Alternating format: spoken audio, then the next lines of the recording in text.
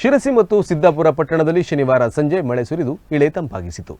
ಬಿಸಿಲಿನ ತಾಪವನ್ನು ತಡೆಯಲಾಗದೆ ಕಂಗಾಲಾಗಿದ್ದ ಜನರ ಮುಖದಲ್ಲಿ ಮಳೆರಾಯ ಸಂತಸವನ್ನ ಮೂಡಿಸಿದ. ಸಿದ್ದಾಪುರ ಪಟ್ಟಣದಲ್ಲಿ ಭಾರೀ ಗಾಳಿ ಮಳೆಯಿಂದಾಗಿ ವಾಹನ ಸಂಚಾರಕ್ಕೆ ದ್ವಿಚಕ್ರ ವಾಹನ ಸವಾರರಿಗೆ ಅಡಚಣೆ ಉಂಟಾಯಿತು.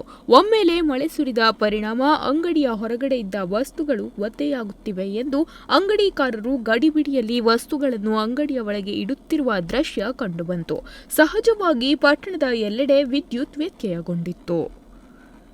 ಮತ್ತೊಂದೆಡೆ ಸಿದ್ದಾಪುರ ತಾಲೂಕಿನ ಬೇಡ್ಕಣಿಯ ಶನೈಶ್ಚರ ದೇವರ ಜಾತ್ರೆಗೆ ಮಳೆಯಿಂದ ಅಡ್ಡಿಯುಂಟಾಯಿತು. ಅಂಗಡಿ ಮುಂಗಟ್ಟಿನ ಒಳಗೆ ನೀರು ತುಂಬಿದ್ದರಿಂದ ನೀರನ್ನ ಹೊರಹಾಕುವುದರಲ್ಲೇ ವ್ಯಾಪಾರಿಗಳು ಸುಸ್ತಾಗಿ ಹೋದ್ರು.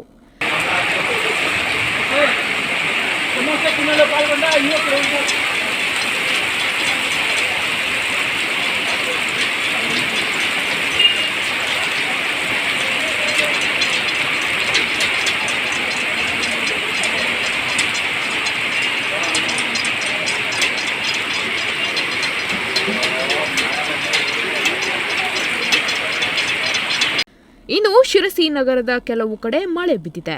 ಹೆಬ್ಬತ್ತಿಯಲ್ಲಿ ಗುಡುಗು ಸಿಡಿಲು ಗಾಳಿ ಸಮೇತವಾಗಿ ಮಳೆ ಸುರಿದಿದೆ.